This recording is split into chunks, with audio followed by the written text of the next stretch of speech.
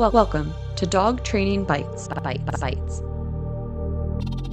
The show where canine professionals share their key takeaways, big aha moments, and hardest lessons learned from working with dogs.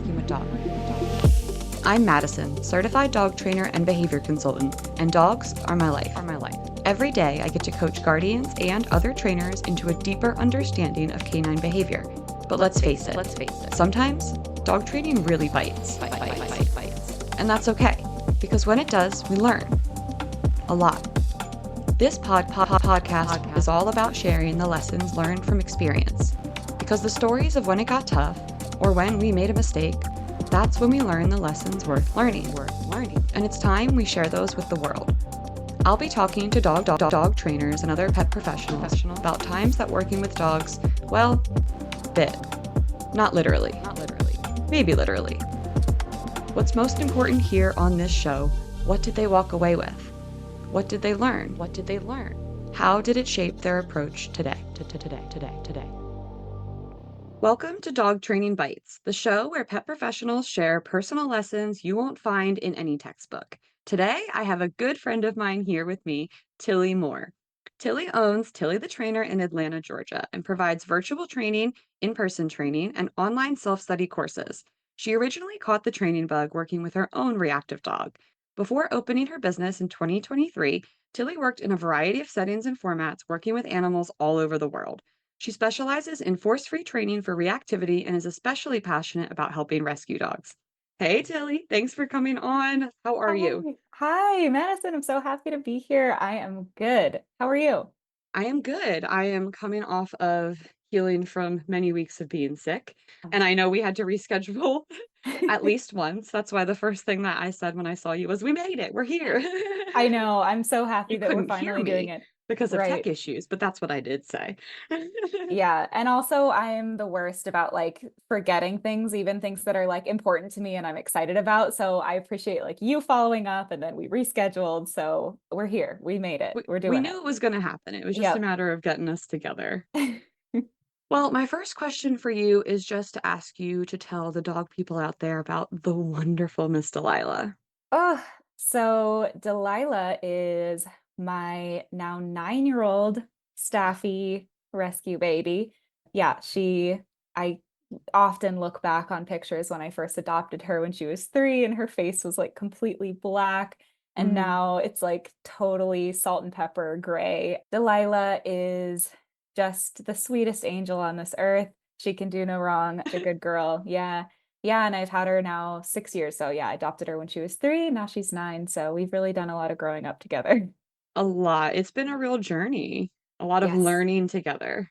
Yes, she has taught me lessons that I don't know that I would have learned in a lifetime without her.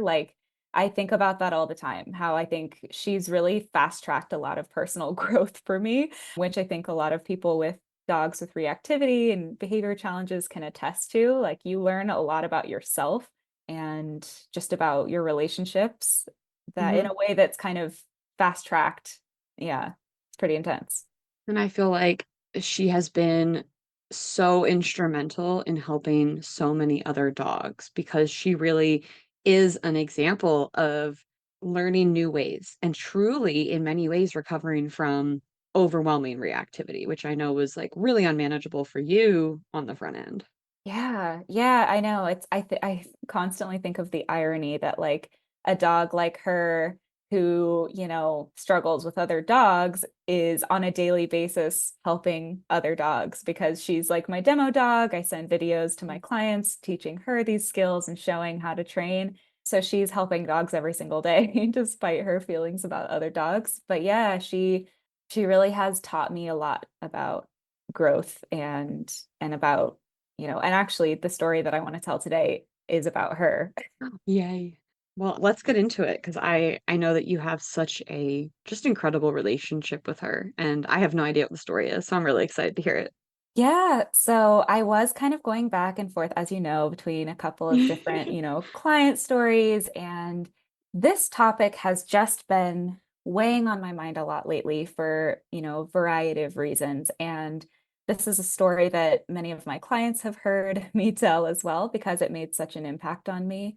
So I guess it helps to go back to the beginning of what Take us Delilah's back. journey Take us was. all the way back. Yeah, it helps to understand where we were coming from. So, when I first adopted Delilah, I really truly did not know what I was doing. I made a lot of mistakes, right? If I could go back and tell myself and give myself advice, I would do a lot of things differently. But that's something that I've obviously made peace with because it taught me all those lessons that I was going on and Yeah. on about. So, Yep. I'm grateful that I went through the process of learning them with her. But when I first adopted her, she was very shut down. She had been in the shelter for several months and actually had come in with a sibling.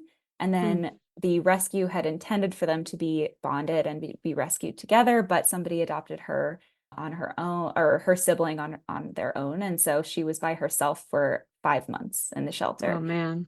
She had chewed the end of her tail off. Mm. She was super shut down when she came to me, and she just wasn't really showing a full range of behavior because she had been through a lot. Yeah. So after a few months, including a spay, because she actually had not been spayed at the shelter, she went into heat. We had to get her spayed. There was a Oh whole my. thing there. Oh my goodness. So after that, I started to notice some reactivity, right? She started to lunge at other dogs on walks. She started to, bark. And of course, that spiraled into her just going out of control every time she would see another dog. Didn't help that we were living in a neighborhood where there were just an abundance of dogs behind fences that would bark every time we would go Really, really past. frustrated dogs in the environment. Yes. Yeah. Yes. And Yeah. dogs who didn't really leave their yard. It's like dogs who Yeah. would just, their entire life was barking at that fence. And And at the Delilah time, was like, well, this is just what we do, right? We just scream at each other. yeah. And she was so stressed. She's such a Yeah. sensitive dog. It's like I can't even imagine as a sensitive person myself, if every single walk, people were screaming at me, like multiple people were screaming at me You've every been to single New time. York, right? I hated it. Driving in New York was stressful because of that. I was like, everyone's mad at me. And Philly too, actually. I know, I know. When you were visiting up Yeah. here and I saw you, that was the first thing you commented on. Yeah, I remember waving at somebody to get onto the freeway, like, hey, can I get in? And he just shook his head. I Nope, was like, oh, absolutely not. we're not in the South anymore. Not in the South anymore. Nope. So, anyways, it's like I can imagine how stressful that must have been for her, Yeah. just being bombarded by that stress all the time. So her reactivity became a lot worse before it started to become better, before Yeah. I learned how to, really help her. And so I'm not even going to go into the training journey that I went through. How long did it take for you to start seeing that reactive behavior as she decompressed with you? Did it kind of fit within that? I hate to, I Yeah, don't the live or three, three, die three. by the Mhm. 333, but was Mhm. it kind of with like over the course of those first 3 months? It actually was, yeah. Okay. Yeah. Yeah. Yeah. Yeah, because I believe it took about 3 months for her to go into her heat. And so Mm. then she And went so that's a into whole nother thing. exactly, it gets blurry there It because, does. it's hard to say that there was just one kind of variable at play None of there. this occurs in a vacuum. We know that. Yeah, Yeah. exactly. And for a long time, I wasn't really aware of like when obviously she was my first dog as an adult. And so I kind of thought maybe it was a hormonal change from the heat because it happened after that, or perhaps that it was like she was isolated from other dogs at that time while she was in And heat. probably it's all the things. Exactly. Exactly. It was so many things that happened all at once. And probably just, who knows, right? She could have been reactive prior to being in the shelter. And, Right. you just don't Right. know. We found some methods that really worked for us when I started to really focus on her underlying emotions around other dogs and train without her being stressed during training, so under threshold. We started to really see some real progress. However, the training was slow. Although we were seeing progress, it was hard for us to kind of make really, really significant progress. And in that same time, I started to notice things like when she would go up the stairs, her back legs would be jumping at the same time instead of alternating. Mm-hmm. I noticed that she had always been really sensitive to thunder, fireworks, and those were things that she had a really hard time recovering from, the stress of those. I noticed that she was becoming really hesitant to go up and down the stairs. We lived in an upstairs apartment. And so at the bottom of the stairs, she would kind of sniff for a long time before going up. And same thing for the top of the stairs. She also started kind of stumbling and falling down the stairs. Mm. So when we would be walking down the stairs, the last four or five, she would just stumble and fall. And so as I was also learning more and more about the links between pain and behavior, I we went to the vet and got assessed for some pain. Now, I strongly suspected that pain was underlying her behavior, and part of the reason why, although we were making progress, we weren't getting to that place where I really wanted us to be. Another thing that had happened was she was kind of on and off about food. So Yeah. sometimes she would be into eating food and training. Sometimes she would not want to eat food for days, and it would be really difficult to get her to eat, right? And I knew that was a concern as well, because dogs who are just not food motivated, there's always a reason. And so I was concerned about that as well. I brought those concerns to our vet, and the vet dismissed them as behavioral. So the vet, unfortunately, she kind of she asked me if I had ever changed Delilah's food before. And I said, yeah, about a year ago, we switched from one to the other. And she said, oh, well, I think she's probably just trying to train you to switch her food again. And I don't ever want to disparage vets. I absolutely adore vets, and they're a huge part of the team for each dog. But that was not good advice, right? There was Right. clearly something going on. And I knew that at the time when she said that advice. At that point, I was a certified trainer, and I was like, okay, I know that's not right. So we ended up getting assessed for pain. I brought her in, and the vet initially did just a regular kind of physical check, right? She lifted all of her limbs, she checked her over just visually. And at the end of that assessment, she said, I don't really see anything. If anything, there might be a little bit of pain in the hips. Just Like because, arthritis or something. yeah, Yeah. just Hmm. because like she Aches was and kind of, pains. yeah, Hmm. she was showing a little bit of hesitance to lift her back feet. So the vet said that was the only thing that was really, raising alarm bells for her at all. But overall, she looked fine. And at that point, I was just ready to get answers. And I was like, just do the x-rays of everything. I just want to know. Right. So she was like, okay, yeah. And she did the x-rays. And lo and behold, the worst arthritis that Delilah has is in her elbows, something that didn't even flag at all from an initial physical check. Wow. And she also had arthritis in her hips, as well as compression and inflammation in her spine. So she The had discs. Yeah. intervertebral Yeah. disc disease as well. So she had multiple sources of pain. Hmm. And I don't blame the vet for not seeing this, because dogs obviously signs of pain can be very subtle, and they're really good at hiding it. Really, So, really good at hiding it. yep. I just think about the average pet parent from that initial physical check. If the vet says that the dog looks fine, they're not going to push for x-rays. X-rays are expensive, right? Hmm. They're not going to push and dig and advocate for more, typically, right? So the big lesson for me, well, I guess, okay, before I get to the lesson, actually, once we started managing her pain with medications that really worked for her, as well as physical therapy, we did underwater treadmill, we did Hmm. laser therapy, we did we worked on resolving and managing her pain from a lot of different lenses and approaches.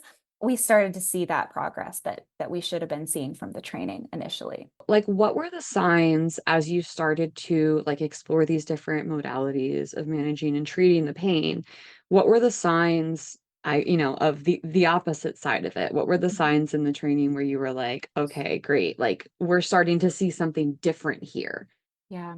So one of those signs was just her kind of baseline body language was different. So Delilah has historically been just a generally anxious girly. So she frequently, even when nothing's really going on, there's no stressors, right? She just has sort of anxious body language. So her ears are often kind of back.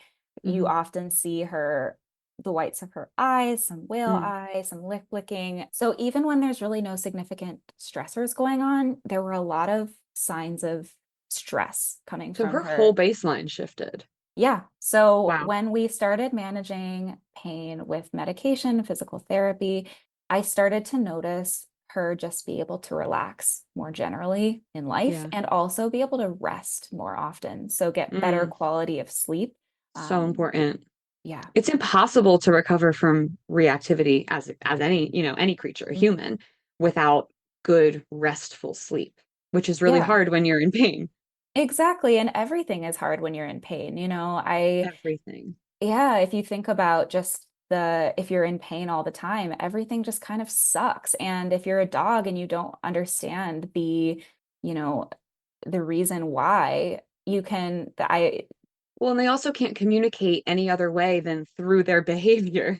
yeah, exactly. And so I think a lot of times you see anxious behavior and you don't even think that it could be related to underlying pain when actually being in pain all the time can make a person a lot more anxious because they Yeah. don't know when something is going to hurt, right? If they startle because a noise surprises them, all of a sudden their, hips and elbows are aching, right? And so there's all of these different things going on under the scenes, or behind the scenes, under the surface that are contributing to that anxiety that are just kind of invisible if you don't know what to look for. Yeah.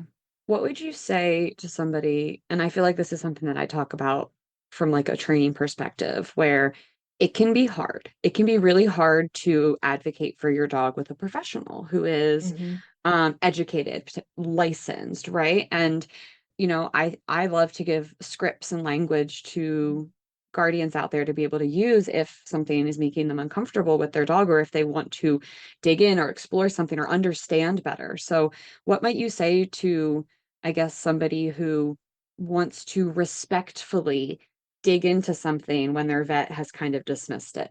Yeah, and this is something that I obviously am always, since I'm not a vet and I don't have Right. We are any. not medical professionals. Yeah, we're not medical professionals, and I really am careful to not give, anything resembling medical advice. Right. But what I always kind of empower my clients with is the things that I have observed that are raising alarm bells for me, and the things that I know to be true about the link between pain, discomfort, illness, what have you, and behavior. Hmm. So what I will tell them is, and I found this over, it's taken me a while to kind of become pushy about this because Yeah. in the beginning, I think I would mention, I don't know, I think, and a part of my behavior plan was always get your vet, check, make sure that Right. everything's good medically. Always that was part of my intake procedure, right? We want to make sure that there's nothing going on medically as our first thing to rule out. But I have become more insistent upon if I think that there is something that we need to explore, I will tell my clients, these are the behaviors that I'm seeing that make me think there's something else going on.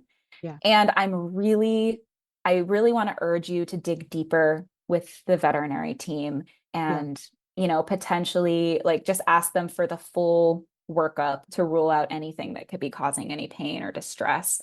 And I find that my confidence being the more confident I am making that suggestion, the more likely they are to actually take it seriously. Whereas if I just say, I think you want to definitely make sure to rule out pain. They'll say, "Oh, well, the vet said that it was fine," and then that's that.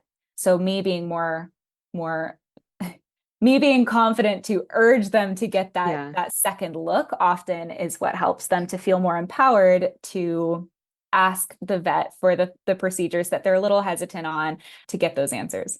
There's a lot of information that, as a holistic treatment team, we need to share about dogs because they're unobservable in that setting.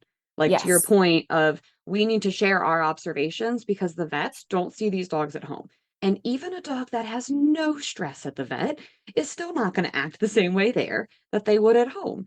Now, Yeah. I have a dog who has, I think, in the grand scheme of things, not a lot of behaviors that we need to work on. But one of the ones that we do have to work on is his vet anxiety. Mm, So pretty much all physical pain is going to be undetectable in that setting, because Yeah. anytime they go to do a physical exam, he is stiff as a board and he's muzzled, and like it's something that we're working on to help him be more comfortable. But there's a lot that is undetectable, unobservable, unknowable in that Yep. setting. And the ability to be able to share that communication back and forth is really important. I know that you work virtually with a lot of clients like I do, and something that I like to do, provided that the guardian and the vet are interested in that, is they can add us onto Mhm. their kind of vet account, and then we can call and talk directly to the vet or vet tech, or even just somebody within the office management team to get our notes added into that. That way that can be a part of, again, that really holistic approach. Because with Remy's vet anxiety, I went to 3 different vets. This was this calendar year, I think, maybe late last year. I knew there was something wrong. I knew there was something wrong Mhm. with a tooth. 2 vets told me there isn't. Now, they didn't really look very closely because it's really hard to look in the mouth of a dog who is really, really stressed out, doesn't want you to do that. And it took going with x-rays and actually going forward with a procedure for a dental cleaning with the possibility of an extraction. And the vet Yes. said to me, our new vet said to me, "I don't know how you knew that." She said, Mhm. "Most people wouldn't notice, but there were just subtle signs in his behavior, the way that he was gripping toys differently, that I could just tell that Mhm. there was something wrong." And he was Yeah. probably in a lot of pain, and he was probably hiding that. Yeah. And Yeah. they also have a high tolerance for pain, I believe. Most dogs. Right. And just from an evolutionary perspective, it's not really wise to look super vulnerable when you're in pain. And so it's the smart thing to do to look strong and, like you're not an easy target. And so just from that perspective, it makes sense why dogs wouldn't want to show their pain super readily. I think often people are looking for a whine or a limp, something really obvious, when Yeah. really being armed with knowledge about dog body language in general, and just knowing that pain and illness is such a big contributor in many cases, and that it can really impact behavior. Just knowing that makes you more likely to view it from that lens. And that's, I guess, another big lesson from this journey is I was already training force free. I was already training with positive reinforcement, but it made me even more, I guess, grateful that I did train that way, because I view dogs with this lens of curiosity. Mhm. Why aren't you doing that behavior? When I say, sit, what is it that's causing you to not sit? What is it, right? Are your hips aching? Are you in pain?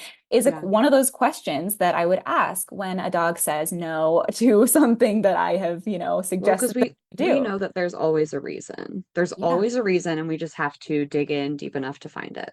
Exactly. And if I was looking at the dog through the lens of stubborn, disobedient, you have to do what I say. And if you Mhm. don't do what I say, I'm going to make you do it. Then we would miss so much. And my heart aches for the dogs out there who are trying to communicate in the only way that they can, that Yeah. something's uncomfortable, something is painful, and they're not being listened to. So it just gave me even more of that confidence in the way that I do train, um, and it just gives me another reason to advocate for training in that way, because it allows us to be curious, and it allows us to see subtle things that we might not otherwise see.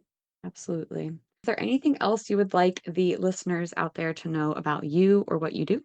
Yeah, so I offer in-person training. If you're in Atlanta, reach out to me. But I also offer virtual training. So anyone, anywhere, we can work together. And if you have any questions or concerns about that, I offer free Zoom calls so we can chat about it, see if we're a good fit.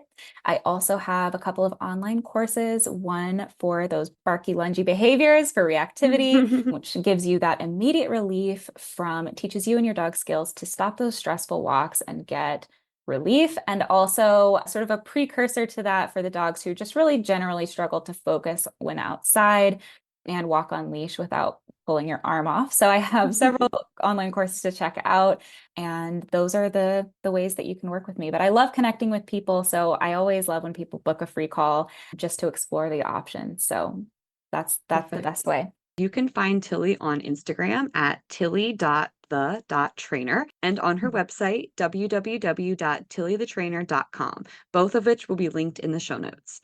Thanks for joining us in the world of Dog Training Bites, where every challenge brings a lesson worth sinking our teeth into. See you next time. Dog Training Bytes was created, produced, and edited by Mattison Simpson. You can connect with me on Instagram at Dog Training Bytes, that's BYTES, and at Freed by Training. For information on today's guest and resources for help with your dog or dog training education, visit www.dogtrainingbytes.stream. Looking for more? Listen to my other show, Unpacked, a clinical dog training podcast co-hosted by Sailor Jerry the dog trainer and produced by Straight Up Dog Talk LLC.